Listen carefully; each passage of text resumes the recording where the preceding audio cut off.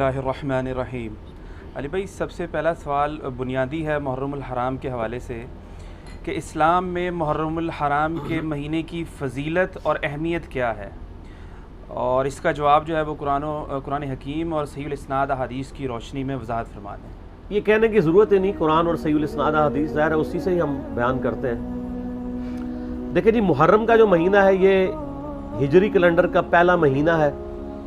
اس پہ امت کا اجماع ہے کہ سیدنا عمر فاروق رضی اللہ تعالیٰ عنہ علیہ السلام کے دور خلافت کے اندر سیدنا علی ابن ابی طالب کے مشورے سے ہجرت کو بینچ مارک مقرر کیا گیا، کیونکہ ہجرت کے بعد ہی نبی علیہ السلام کو غلبہ نصیب ہوا۔ ہجرت مدینہ سے پہلے صرف 125 بندے مسلمان تھے 13 سالہ مکی دور میں، اور ہجرت مدینہ کے بعد کے اگلے 13 سال کے اندر رومن اور پرشین امپائرز بھی گر چکی بھی تھی آلموسٹ، الحمدللہ۔ تو یہ بینچ مارک تھا۔ 125 بندے مسلمان ہیں ہجرت مدینہ کے وقت۔ 2 ہجری میں غزوہ بدر ہوتی ہے، 3 ہجری میں غزوہ احد ہوتی ہے، 5 ہجری میں غزوہ خندق، 6 ہجری کے اندر صلح حدیبیہ، 7 ہجری میں غزوہ خیبر، 8 ہجری میں فتح مکہ، اور 8 ہجری میں یہ غزوہ حنین مشرکین عرب کے خلاف آخری جنگ ہوتی ہے۔ 9 ہجری کے اندر غزوہ تبوک رومن امپائر سے ٹکرانے کے لیے نبی علیہ السلام خود تشریف لے گئے 30,000 جانثار صحابہ کے ساتھ رضی اللہ عنہم اجمعین۔ لیکن رومن امپائر کا جو ہیڈ تھا کیسر روم، وہ دہشت کھا کے بھاگ گیا۔ نبی علیہ السلام آلموسٹ وہاں پہ 40 دن تک رہے۔ تمام قبائل سے آپ نے معاہدے کیے کہ یا نیوٹرل رہو گے یا ہمارا ساتھ دو گے۔ اگر کیسر روم اس وقت جنگ کے لیے تیار ہو جاتا تو جنگ یرموک وہیں پہ ہو جاتی، اور پھر نبی علیہ السلام کی 11 ہجری میں وفات ہوگی۔ یہ میں نے ایک ہسٹری کے طور پہ بتایا۔ سیدنا علی کا مشورہ تھا کہ ہجرت کو ہم بینچ مارک مقرر کر کے پیرلل میں جو ہمارا لیونر کیلنڈر ہے چاند کے اعتبار سے، وہ ہجری کیلنڈر سٹارٹ کیا جائے۔ ویسے لیونر کیلنڈر تو اسلام سے پہلے کا ہے، سولر بھی اور لیونر بھی، لیکن پھر یہ اسلام کے ساتھ ہی منسوب ہو گیا۔ عیسوی بھی مسلمانوں کے ہی ہیں اور ہجری بھی مسلمانوں کے ہی ہیں۔ سیدنا عثمان رضی اللہ تعالیٰ عنہ کا مشورہ تھا کہ محرم کو بینچ مارک کیا جائے پہلے مہینے کے اعتبار سے۔ نبی علیہ السلام کے مبارک دور میں، سیدنا ابوبکر کے دور میں یہ ڈیسائیڈ نہیں تھا کہ کس مہینے سے اسلامی کیلنڈر سٹارٹ ہو، تو سیدنا عثمان کا مشورہ تھا کہ محرم سے سٹارٹ ہو۔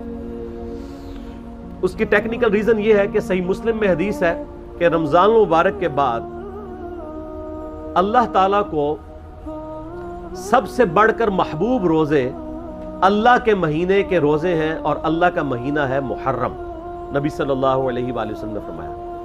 تو چونکہ اللہ تعالیٰ نے اسے خاص اپنے ساتھ اس مہینے کو کیا ہے، رمضان تو امت کا مہینہ ہے، محرم کے مہینے کو اپنے ساتھ خاص کیا ہے، اس لیے سیدنا عثمان کا مشورہ تھا کہ اسے بینچ مارک کیا جائے۔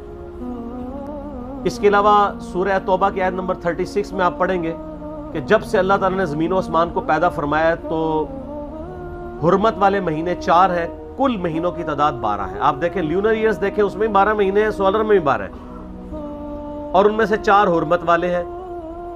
وہ کون سے 4 ہیں؟ وہ بخاری اور مسلم دونوں میں یوم النحر کا خطبہ ہے نبی علیہ السلام کا، قربانی والے دن کا۔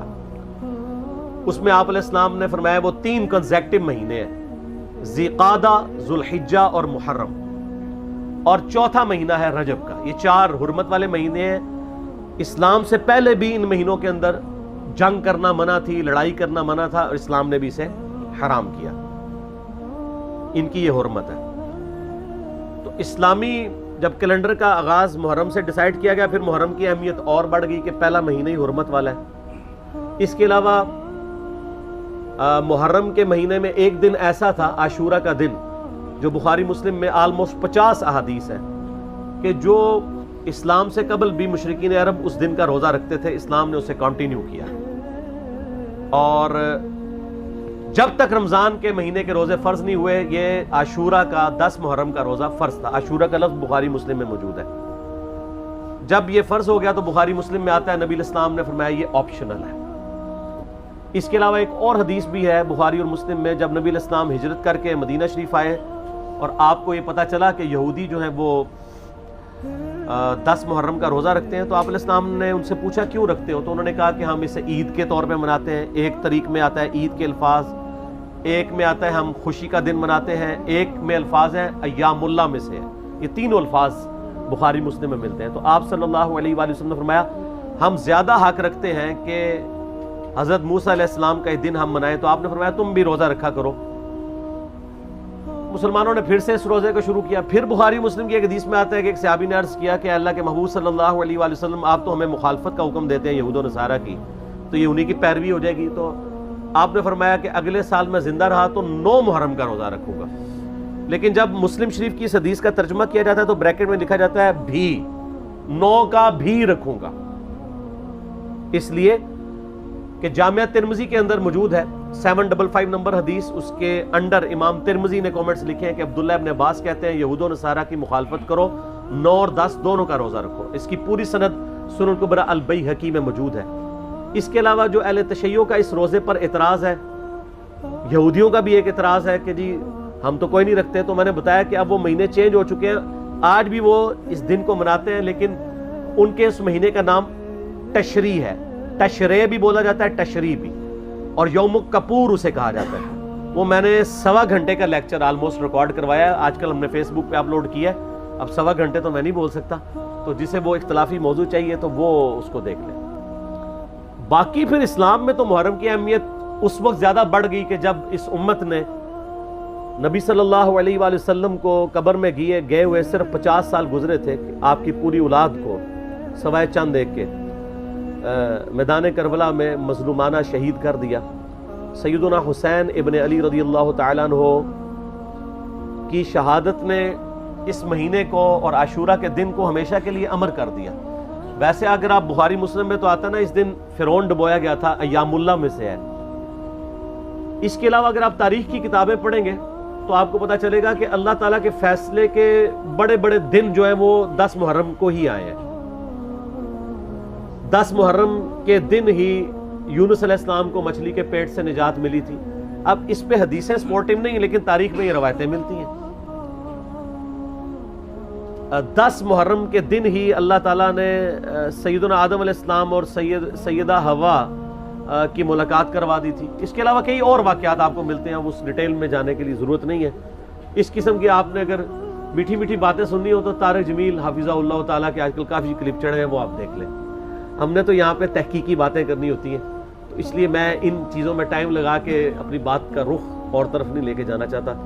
تو یہ جناب محرم کی اہمیت ہے، اور کربلا کے اعتبار سے تو ظاہر ہے کہ پھر اہمیت بڑھ گئی کہ مسلمان دیکھیں اس پہ تو اجماع کر چکے ہیں کہ پوری دنیا کے مسلمان محرم کے مہینے میں جو ہے وہ کربلا کو یاد کرتے ہیں۔ کوئی اس دن ماتم کر کے یاد کرتا ہے، کوئی اس دن فضائل اہل بیت سنا کے یاد کرتا ہے، کوئی اس دن یزید کے فضائل سناتا ہے۔ تو اپنا اپنا کام سارے ڈیوٹی پوری کر رہے ہیں، تو نصیب والوں کا حصہ ہے۔ اللہ تعالیٰ ہمارا خاتمہ اہل بیت کے ساتھ فرمائے، قیامت والے دن ہمیں معشور فرمائے ان کے ساتھ، آمین، اور ان کی محبت پہ ہمارا خاتمہ فرمائے، آمین۔